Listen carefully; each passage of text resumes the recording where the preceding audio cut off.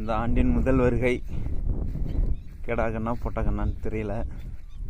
இன்றைக்கி தான் ஏரியில் கண்ணுக்குட்டி போட்டு கிடக்குறாங்க. எத்தனை மணிக்கு போட்டிருக்காங்கன்னு தெரியல.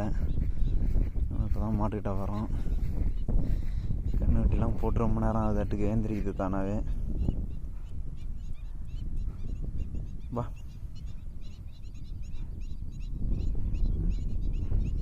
என்ன மேலெலாம் உலையங்களையும் பூசியிருக்க? சரி வாங்க போகலாமா?